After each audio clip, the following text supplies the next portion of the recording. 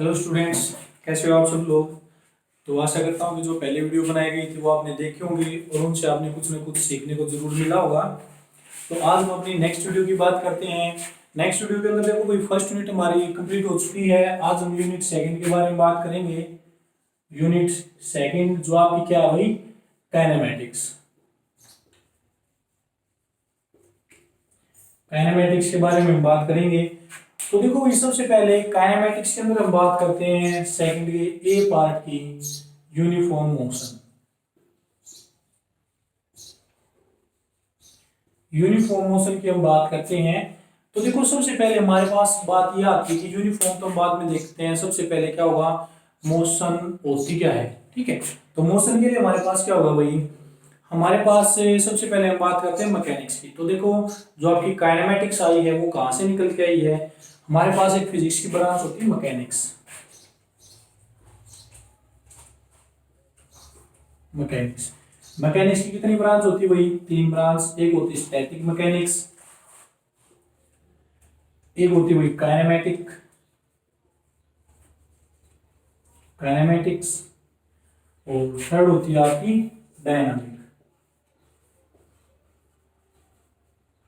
Dynamic. ठीक है, तो देखो स्टैटिक, काइनेमेटिक और डायनामिक की हम बात करते हैं। तो हमें यहाँ पर किसके बारे में पढ़ना है भाई, काइनेमेटिक्स के बारे में पढ़ना है। तो सबसे पहले हम मैकेनिक्स की बात करते हैं। तो मैकेनिक्स आपके पास होती क्या है, मैकेनिक्स। देखो मैकेनिक्स किसकी ब्रांच है भाई, फिजिक्स की ब्रांच जो क्या करती है, डील करती है with the motion of the material object. यानी the branch of physics,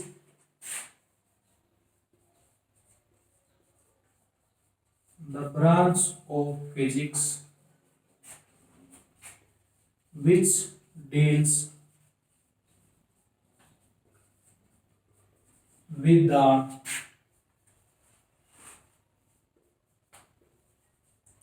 motion of material objects। यानी जो मेटेरियल ऑब्जेक्ट्स होते हैं उनकी मोशन के बारे में हमें बताती है, उसको हम क्या बोल देते हैं भाई, मैकेनिक्स हम बोल देते हैं। अब मैकेनिक्स की हमारे पास क्या होती है, 3 ब्रांच होती है। फर्स्ट हमारे पास क्या आती है, स्टैटिक्स आती है भाई। ठीक है, तो स्टैटिक के अंदर क्या होता है, स्टैटिक का मतलब क्या होता है, रेस्ट। ठीक है, यानी कोई चीज स्टैटिक यानी रेस्ट रहे, स्टेट स्टेट की उसमें रहे, तो स्टैटिक के बारे में हम देखते हैं। तो स्टैटिक हमारे पास क्या होती है, ये किसकी ब्रांच है, मैकेनिक्स की। तो यहां पर लिखेंगे the branch of mechanics, the branch of mechanics which deals with the material object, which deals with the material object at rest। यानी जो मेटेरियल ऑब्जेक्ट आपके रेस्ट पे होंगे, यानी जो मोशन के अंदर नहीं जाएंगे, यानी जो सिर्फ क्या होंगे आपके रेस्ट के अंदर जाएंगे, उनके बारे में जो बताएगी वो आपकी क्या होती है, स्टैटिक होती है। ठीक है, तो देखो स्टैटिक में क्या होता है, हमने मेटेरियल ऑब्जेक्ट कहां पर होंगे, आपके रेस्ट पे होंगे। रेस्ट पे कैसे होंगे, जैसे मान लेते हैं, ऊपर वाले इसको रब कर सकता हूँ। ठीक है, तो ये 3 पार्ट आपको बता दिया, आपको ध्यान रखनी है। ये हम बात करें स्टैटिक की, तो देखो भाई यहाँ पर हम क्या करते हैं, स्टैटिक स्टैटिक रेस्ट में कब होगा, जैसे मान लिया कोई भी मेटेरियल ऑब्जेक्ट है, उसके अंदर जो भी फोर्सेस लगते हैं, ठीक है, यानी पार्टिकल्स होते हैं उसके अंदर, मॉलिक्यूल्स जो भी हम बोलते हैं, वो रैंडमली मोशन होते हैं। कोई इस डायरेक्शन में जा रहा है, कोई इस डायरेक्शन में जा रहा है, कोई इस डायरेक्शन में भाग रहा है, कोई ऐसे भाग रहा है, कोई इस टाइप से। यानी जो सभी पार्टिकल्स होंगे उनकी मोशन क्या हो जाएगी, रैंडमली मोशन हो जाएंगे।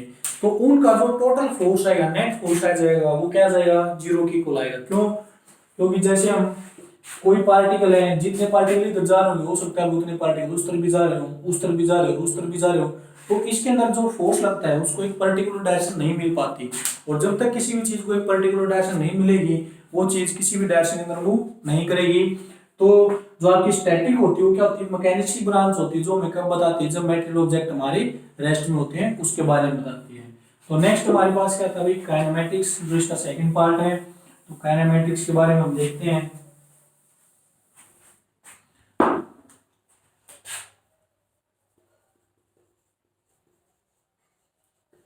काइनेमेटिक्स, तो देखो काइनेमेटिक्स किसकी ब्रांच है, मैकेनिक्स की ब्रांच है, तो इसके अंदर क्या लिखेंगे, the branch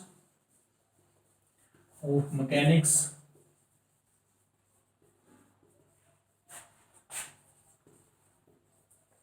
which deals with the material object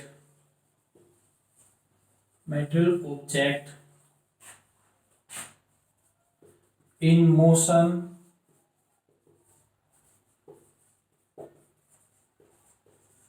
without knowing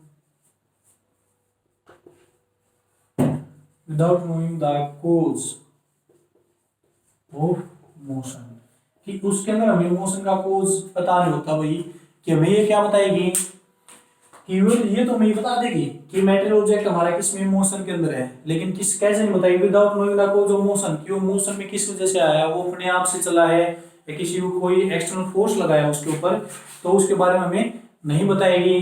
तो ये हमारे पास क्या होती है, काइनेमेटिक्स। जैसे एग्जांपल देता हूँ आपको, जैसे गली में से एक बच्चा भाग के जा रहा है, ठीक है, कोई दूसरा बच्चा उसको छत से देखेगा तो उसको क्या पता वो क्यों भाग रहा है, इसका क्या रीजन है, ठीक है, तो उसके मोशन के बारे में उसको नहीं पता लगेगा, सिर्फ उसको क्या देखेगा, वो मोशन के बारे में मोशन में देखेगा, तो वो आपकी क्या होती है, काइनेमेटिक्स होती है।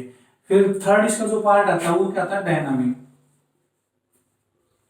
डायनामिक्स आता है वही। तो देखो डायनामिक्स क्या होता है, the branch of mechanics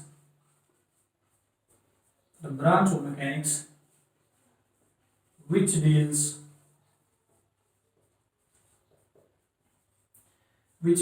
with the material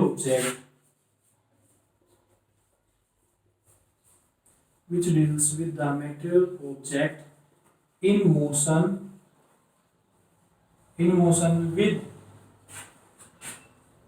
with the cause of motion। कि देखो ये भी हमें किसके बारे में बताएगी भाई, मेटेरियल ऑब्जेक्ट की मोशन के बारे में बताएगी, लेकिन इसके अंदर हमें जो रीजन होता है ना वो नोन होता है, लेकिन इसके अंदर हमारे पास जो रीजन होता है वो हमारा नोन नहीं होता, ठीक है।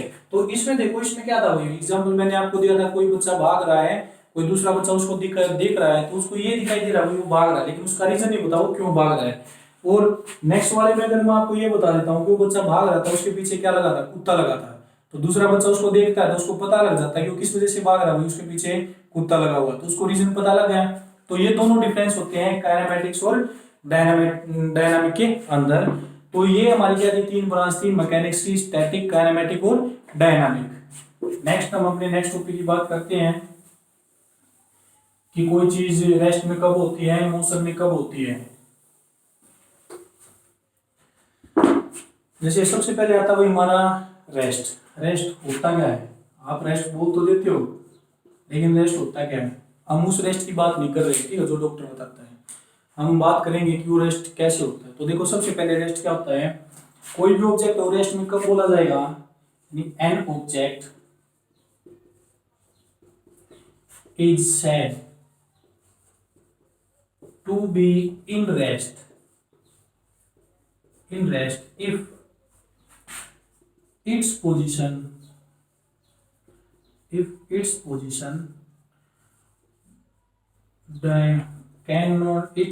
does not change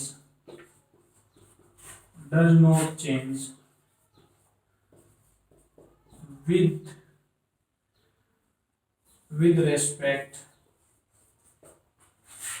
to its surroundings।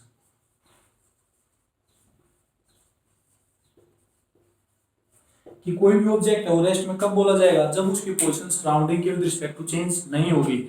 Surrounding के विद रिस्पेक्ट टू चेंज कैसे, जैसे मान लेते हैं भाई मैं यहाँ पर खड़ा हूँ, मेरे आसपास का जो एनवायरनमेंट है, जो दीवारें हैं, बोर्ड है, ये मेरी क्या है, ये सराउंडिंग्स हमारी, यानी हमारी चारों तरफ जो भी चीजें होती है वो सराउंडिंग बोली जाती है। अब मैं यहीं पर खड़ा हूँ, अब मैं बिल्कुल यहीं पर खड़े खड़े आपको सब कुछ बोलता रहूंगा, तो मेरी जो पोजीशन है, ये जो बोर्ड लगा हुआ है, ये मेरी क्या सराउंडिंग है, तो इसके विद रिस्पेक्ट टू मेरी पोजीशन क्या है, फिक्स है, मेरी पोजीशन चेंज नहीं हो रही, तो मैं क्या बोला जाऊंगा, रेस्ट में बोला जाऊंगा, ठीक है। या फिर आप एक जगह पे कहीं पर बैठे हो, तो आपकी जो चारों तरफ की जो चीजें हैं उनकी पोजीशन क्या है, चेंज नहीं हो रही, वो भी वहीं पर फिक्स है, आप भी वहीं पर फिक्स हो। तो जो ऑब्जेक्ट है वो कैसे बोला जाएगा, रेस्ट में। यानी अगर उसकी पोजीशन सराउंडिंग से विद रिस्पेक्ट टू चेंज नहीं होती तो आपको क्या बोला जाएगा, रेस्ट में बोला जाएगा। ठीक है, नेक्स्ट हमारे पास क्या होती है भाई, मोशन। मोशन क्या होती है, इसका अपोजिट होता है। मोशन हमारे पास क्या होगा, an object is said to be in motion if its position changes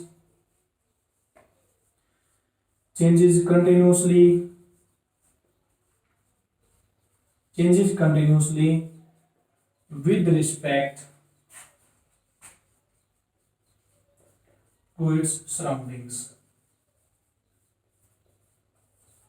अगर इसकी पोजीशन सराउंडिंग के विद रिस्पेक्ट टू चेंज होती है तो हम उसको क्या बोल देंगे, मोशन में। अब जैसे ये बोर्ड मेरी क्या दी हुई, सराउंडिंग्स थी। ठीक है, अब मैं इसे चल के जाता हूँ तो बोर्ड की पोजीशन भी क्या हो रही हुई, चेंज हो रही है। ठीक है, यानी पहले इतना दिखाई देता, बाकी से हम आगे आ गया तो अब इतना दिखाई दे रहा है, तो इसकी पोजीशन कंटिन्यूअसली क्या हो रही है, चेंज हो रही है। यानी बैकग्राउंड के विद रिस्पेक्ट टू, सराउंडिंग के विद रिस्पेक्ट टू मेरी भी पोजीशन चेंज हो रही है। तो उसको हम क्या बोल देते हैं कि कोई ऑब्जेक्ट किसमें जा रहा है, मोशन में जा रहा है। या फिर आप बाहर कहीं गली में घूमने के लिए जाते हो तो आसपास की जो चीजें होती हैं पहले आपसे आगे होती है, फिर आप चल के उनसे क्या निकल जाते हो, आगे निकल जाते हो, तो उनके कोई सराउंडिंग्स के पोजीशन विद रिस्पेक्ट टू आपकी पोजीशन क्या हो रही है, चेंज हो रही है। तो उसको हम क्या बोल देते हैं, मोशन के अंदर हम बोल देते हैं। ठीक है, जैसे कोई पक्षी है आसमान के अंदर उड़ता है तो ये सारी चीजें किसमें, किसके एग्जाम्पल आते हैं, आपके मोशन के एग्जाम्पल आते हैं।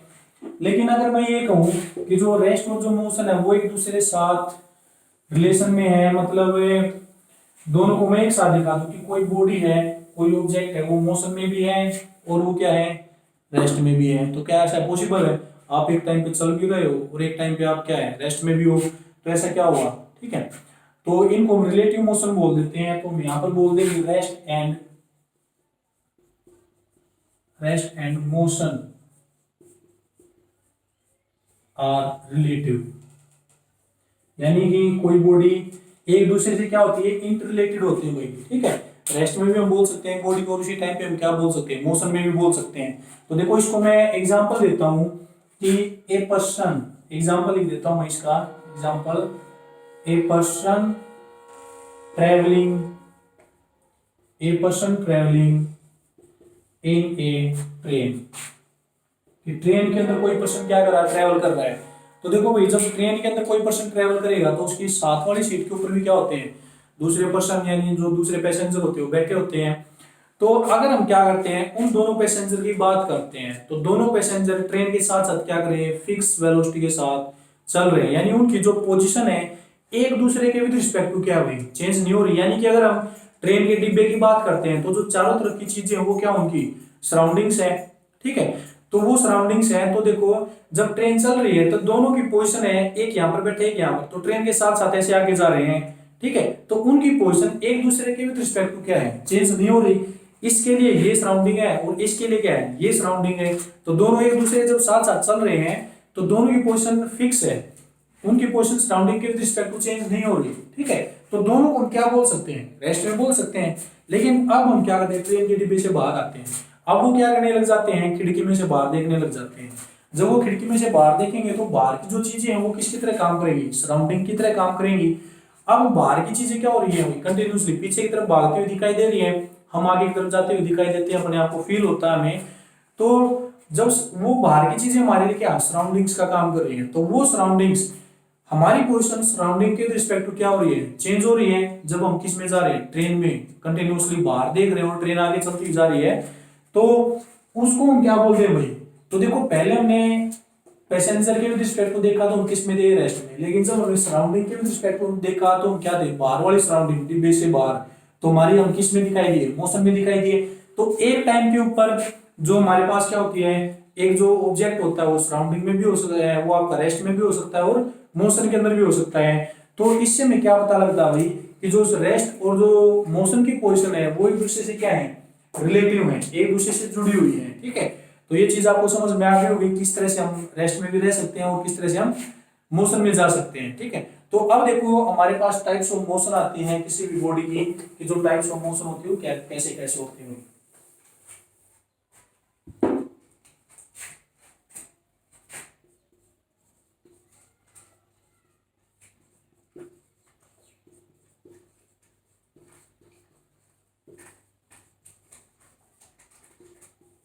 किसी भी बॉडी किस किस मोशन के अंदर जा सकती है, तो सबसे पहले हमारे पास बात आती है रेक्टिलिनियर,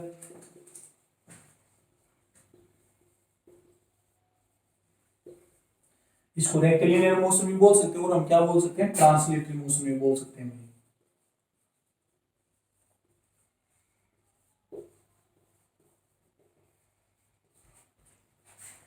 देखो रेक्टिलिनियर मोशन और ट्रांसलेटरी मोशन की हम बात करते हैं, तो सबसे पहले हम बात करते हैं रेक्टिलिनियर मोशन की। तो रेक्टिलिनियर मोशन क्या होती है, रेक्टिलिनियर मोशन, तो देखो लीनियर, लीनियर का मतलब क्या होता है भाई, सीधा। यानी अगर हमारे पास क्या होते हैं, जिनके अंदर कोई पार्टिकल्स होते हैं, जिसको हम क्या बोल देते हैं, पॉइंट मास पार्टिकल या पॉइंट मास ऑब्जेक्ट बोल देते हैं, अगर वो क्या करता है, स्ट्रेट लाइन के अंदर मूव करता है, तो वो क्या हो जाता है, उसकी रेक्टिलिनियर मोशन हम उसको बोल देते हैं। तो इसकी डेफिनेशन हम क्या लिखेंगे, when the point mass body और ऑब्जेक्ट, पॉइंट मास बॉडी और object travel into a straight line, travel into a straight line path, then its motion is known as rectilinear motion। तो तब हम उसकी मोशन को क्या बोल देंगे, रेक्टिलिनियर मोशन बोल देंगे। अब इसमें देखो एक वर्ड यूज हुआ हमारा, पॉइंट मास ऑब्जेक्ट या पॉइंट मास बॉडी। तो पॉइंट मास ऑब्जेक्ट और पॉइंट मास बॉडी हमारे पास क्या होती है, इसको मैं भी बताता हूँ। एक बार हम अपने टाइप्स ऑफ मोशन कंप्लीट कर लेते हैं, उसके बाद बताता हूँ कि पॉइंट मास ऑब्जेक्ट आपका होता क्या है, ठीक है। तो इसके अंदर देखो पॉइंट रेक्टिलिनियर मोशन मैंने आपको बता दी कि कोई जो पॉइंट मास ऑब्जेक्ट है वो स्ट्रेट लाइन में ट्रेवल करता है, तो वो आपका क्या हो जाएगा, रेक्टिलिनियर मोशन हो जाएगा। तो ट्रांसलेटरी मोशन की हम बात करते हैं, तो ट्रांसलेटरी मोशन क्या होता है, फर्स्ट टाइप हमारे पास ये ट्रांसलेटरी मोशन।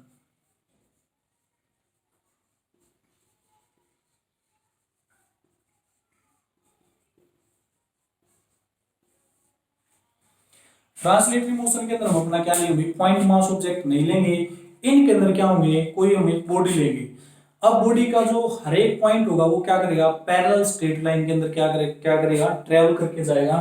तो ट्रांसलेटरी मोशन के अंदर बोल देते हैं, in this motion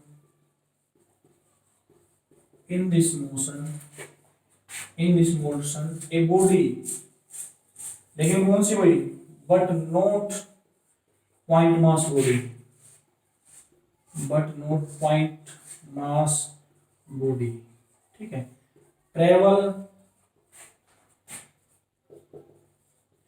into a straight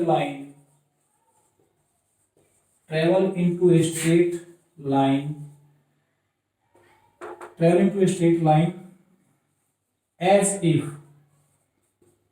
all its constituent particles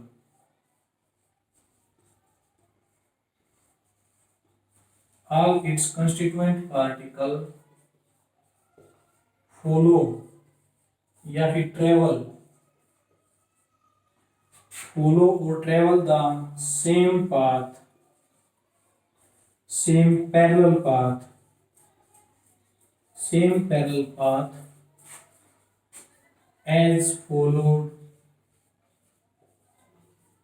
by its preceding particle।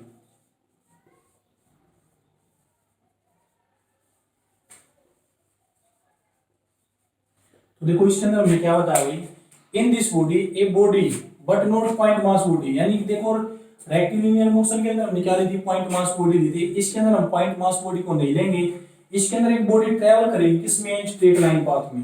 Rectilinear motion में भी क्या करी थी, स्ट्रेट लाइन पाथ, और इसमें भी क्या जाएगा, स्ट्रेट लाइन पाथ। लेकिन as if all its constituent particle, इसके जो पार्टिकल होंगे वो क्या करेंगे भाई, सेम पैरेलल पाथ को क्या करेंगे, फॉलो करेंगे। कौन से सेम पैरेलल पाथ को, as followed by its preceding particle, जैसे इससे आगे जाने वाले पार्टिकल ने जैसा पाथ फॉलो किया था, उससे पीछे जाने वाले पार्टिकल भी क्या करते हैं, उसी टाइप का पाथ फॉलो करते हैं। एज एन एग्जाम्पल जैसे मैं आपको देता हूँ, जैसे एक भेड़ों का झुंड होता है, आपने देखा भी होगा जब आप रोड के ऊपर जाते होगे, तो कैसे चलती हैं, एक स्ट्रेट लाइन में चलती हैं, लाइन बना के बिल्कुल। तो आगे वाली जहां से जाती है पीछे वाली भी उसी पाथ को क्या करती है, ट्रेवल करके जाती है। तो उसके अंदर वो जो ऑब्जेक्ट है वो आपका क्या है, पॉइंट मास ऑब्जेक्ट नहीं है। तो उसके अंदर जो पार्टिकल जो ट्रेवल कर रहे हैं वो सेम पैरेलल पाथ को ट्रेवल कर रहे हैं, किसमें, by followed by its preceding particle. जैसा पाथ उसने आगे वाले पार्टिकल ने फॉलो किया है वैसा ही पाथ क्या करेगा, उससे पीछे वाला पार्टिकल फॉलो ट्रेवल करके जाएगा। ये तो था एग्जांपल। और इसके एग्जांपल देखते हो, जैसे झूला होता है भाई आपका, जो स्लाइडिंग वाला होता है बच्चों का स्कूल में, तो बच्चे जब उस पे स्लाइड करके आते हैं तो उनका जो सारा जो फुल बॉडी होती है वो एक सेम स्ट्रेट लाइन पाथ से ट्रेवल करके नीचे आती है, ठीक है। ऐसा थोड़ी है कि उसकी पैर यहाँ से आ रहे हैं और उसका सिर उधर से जा रहा है, तो दोनों क्या कर रहे हैं, एक सेम स्ट्रेट लाइन पाथ के अंदर जा रहे हैं, जाएंगे तभी वो क्या करेगा, स्लाइड करके नीचे आएगा।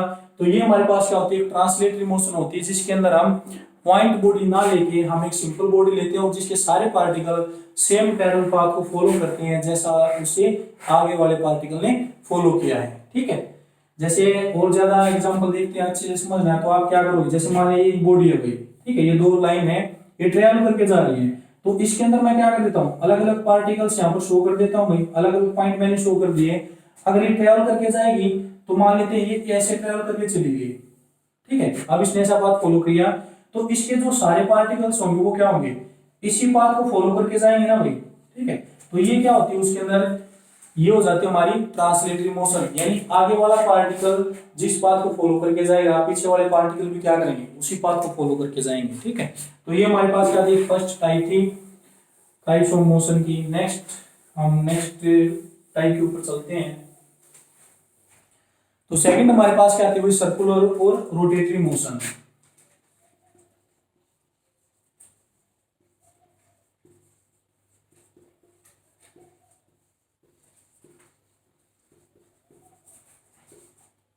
सर्कुलर और रोटेटरी मोशन, तो देखो भाई सर्कुलर मोशन हमारे पास क्या होती है, अगर हम सर्कुलर मोशन की बात करते हैं, सर्कुलर मोशन, तो सर्कुलर मोशन के अंदर हम क्या लेंगे, अपने एक पॉइंट मास बॉडी लेंगे और वो क्या करेगी, वो क्या करती है भाई,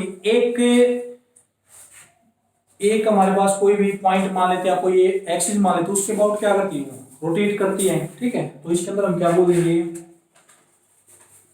when A point mass body, when a point mass body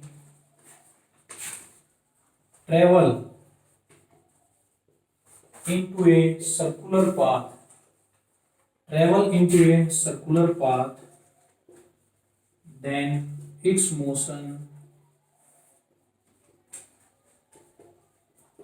is known as circular motion। तो उसकी मोशन को हम क्या बोल देंगे, सर्कुलर मोशन बोल देंगे उसकी मोशन को। अब नेक्स्ट आती है हमारे पास rotatory motion.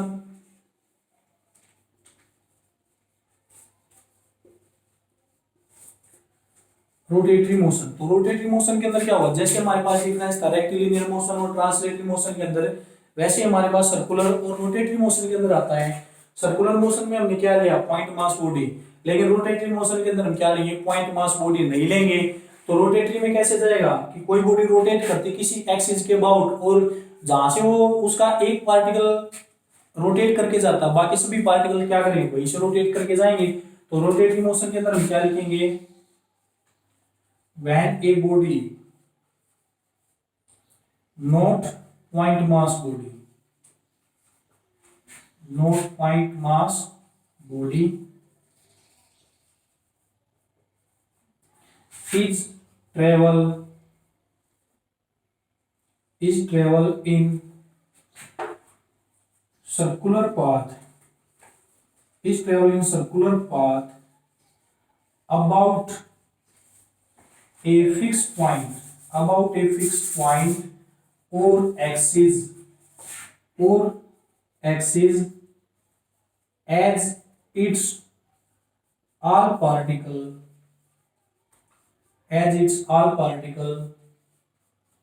follow the same circular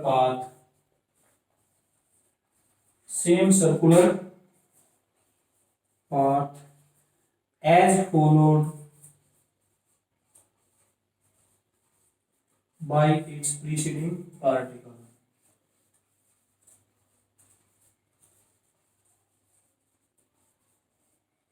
As followed by its preceding particle along the same axis.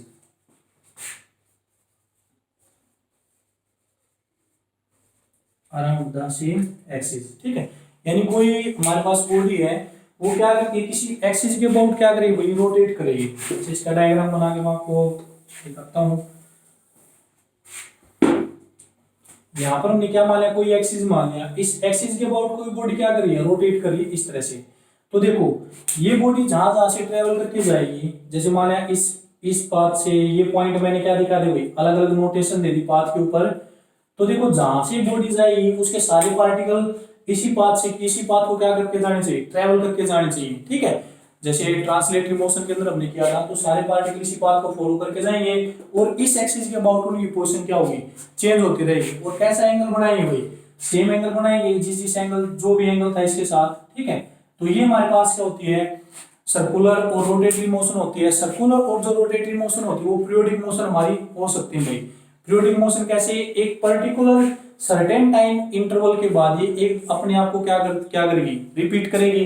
जैसे हमारे पास क्या होती है, मोशन ऑफ अर्थ होती है भाई अबाउट इट्स एक्सिस या अराउंड द सन। तो वो क्या होती है, पीरियोडिक मोशन के अंदर हम इसको बोल सकते हैं कि जो सर्कुलर और जो रोटेटरी मोशन है वो हमारी पीरियोडिक मोशन हो भी सकती है और नहीं भी हो सकती है। अगर वो कंप्लीट इक्वल टाइम इंटरवल में ट्रैवल करते हैं तो पीरियोडिक मोशन हो सकती है, और इक्वल टाइम इंटरवल में नहीं होती हैं तो हमारी पीरियोडिक मोशन नहीं होगी, ठीक है।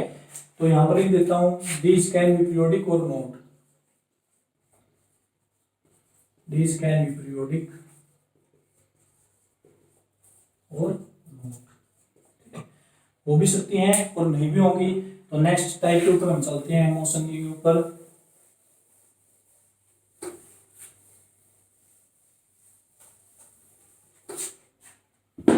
नेक्स्ट आता है ऑक्सिलेटरी और वाइब्रेटरी मोशन, थर्ड टाइप है।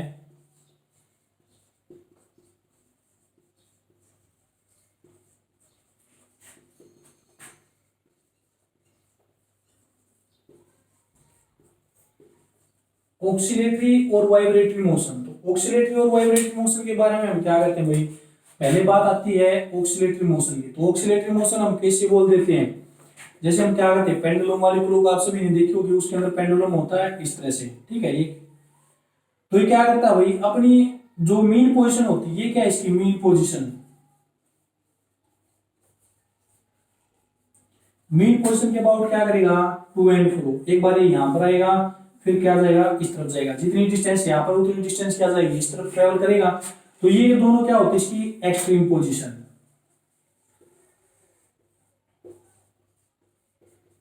Extreme position. तो देखो ऑक्सिलेटरी मोशन, ये जो मोशन होती है उसका नाम हम दे देते हैं टू एंड फ्रो, या फिर हम इसको बोल देते हैं और back and fourth.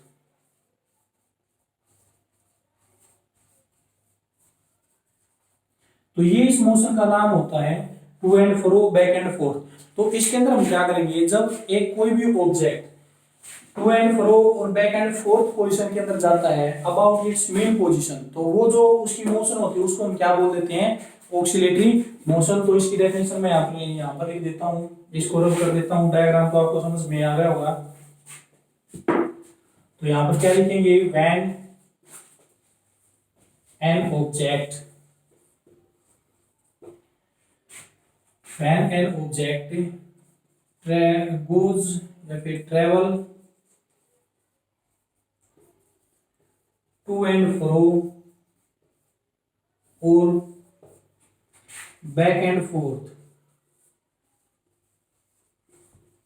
Back and fourth position about it's main position,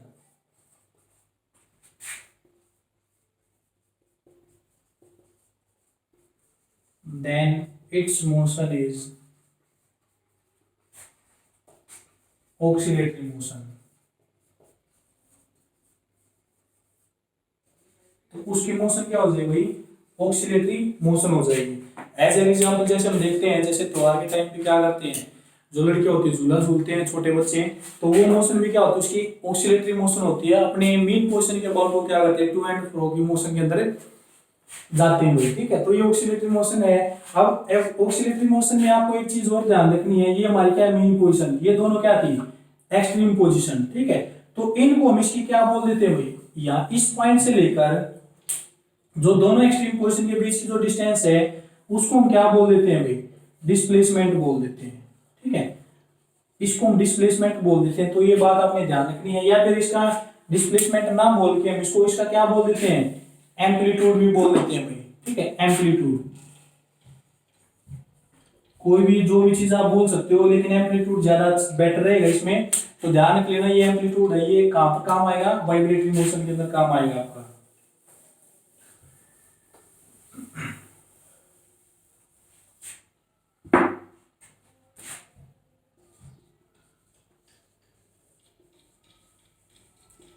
vibratory motion की हम बात करते हैं, तो वाइब्रेटरी मोशन भी क्या होगी, ऑक्सीलेटरी मोशन से ही निकल के आई है। वाइब्रेटरी मोशन के अंदर क्या हो जाएगा, when the amplitude of oscillatory motion, when the amplitude of oscillatory motion becomes very small, then its motion is known as vibratory motion। तो उसको हम क्या बोल देते हैं भाई, वाइब्रेटरी मोशन बोल देते हैं, ठीक है। अगर ऑक्सीलेटरी मोशन का जो एम्पलीट्यूड है वो क्या हो जाता है, बिल्कुल स्मॉल हो जाता है, तो वो आपकी मोशन किसके अंदर चली जाएगी, वाइब्रेटरी मोशन के अंदर चली जाएगी। जैसे एग्जांपल के लिए आपका फोन वाइब्रेट करता है, जब आपका फोन वाइब्रेट करता है तो क्या होता है, थोड़ा थोड़ा हिलता है इधर उधर, ठीक है। तो उसका जो एम्पलीट्यूड होता है टू एंड फ्रो या बैक एंड फोर्थ मोशन का, वो क्या हो जाता है, बिल्कुल स्मॉल हो जाता है। तो उस केस में उसकी जो ऑक्सीलेटरी मोशन है वो किसमें कन्वर्ट हो जाती है, वाइब्रेटरी मोशन के अंदर कन्वर्ट हो जाती है, ठीक है। तो ये हमारे पास क्या थे, आज के टॉपिक थे। एक मैं आपको लास्ट पॉइंट मास ऑब्जेक्ट और बता देता हूं जो आपकी डेफिनेशन के अंदर आया है। तो पॉइंट मास ऑब्जेक्ट क्या होता है,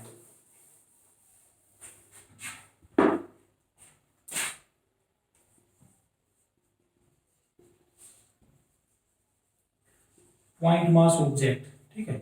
तो पॉइंट मास, देखो नाम क्या है, पॉइंट। तो पॉइंट की तरह क्या करेगा, काम करेगा। तो पॉइंट मास ऑब्जेक्ट हमारे पास क्या होता है, अगर कोई पार्टिकल है या कोई बॉडी है, वो एक पर्टिकुलर टाइम में एक डिस्टेंस को ट्रेवल करती है, लेकिन वो जो डिस्टेंस उसने ट्रेवल की है उस बॉडी के साइज के कंपैरिजन में क्या है, वेरी वेरी लार्ज है, ठीक है। तो उस केस में हम उस बॉडी को क्या बोल देंगे, पॉइंट मास बॉडी या पॉइंट मास ऑब्जेक्ट। तो पॉइंट मास ऑब्जेक्ट की डेफिनेशन हम क्या देंगे, इफ एन ऑब्जेक्ट और body travels a very large distance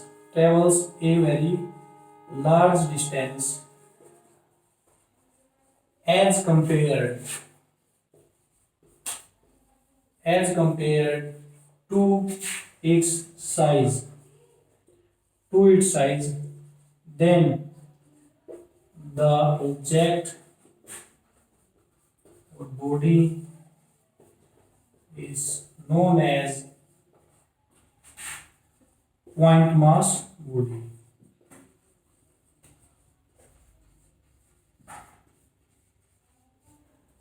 तो ये होगा भाई, ठीक है। जैसे एग्जांपल के लिए हम क्या बताते हैं, जैसे एक बस है, वो दिल्ली से चल के कहां पर जाती है, वही आगरा जाती है। तो दिल्ली से जो आगरा की डिस्टेंस हो क्या है, वेरी लार्ज है, किसके कंपैरिजन में, बस के साइज के कंपैरिजन में, ठीक है। तो उस केस में हम बस को क्या बोल देंगे, पॉइंट मास ऑब्जेक्ट बोल देंगे, ठीक है। या फिर एक आदमी है, वो पैदल ट्रेवल करके जाता है कम से कम 200 किलोमीटर, ठीक है। तो उस 200 किलोमीटर डिस्टेंस के कंपैरिजन में आदमी का साइज कितना है, बिल्कुल छोटा है, तो आदमी को हम क्या बोल देंगे, पॉइंट मास ऑब्जेक्ट। तो ये हमारा क्या था, पॉइंट मास ऑब्जेक्ट था। तो आज के इस वीडियो में हम इतना ही करते हैं। तो नेक्स्ट वीडियो में हम नेक्स्ट टॉपिक के ऊपर बात करेंगे। तो इस टॉपिक के बारे में जो हमने आज करवाए हैं इस वीडियो में, जैसा भी आपको लगे वैसा आप मुझे बता सकते हैं। तो तब तक आप इनके साथ रहिए, नेक्स्ट वीडियो नेक्स्ट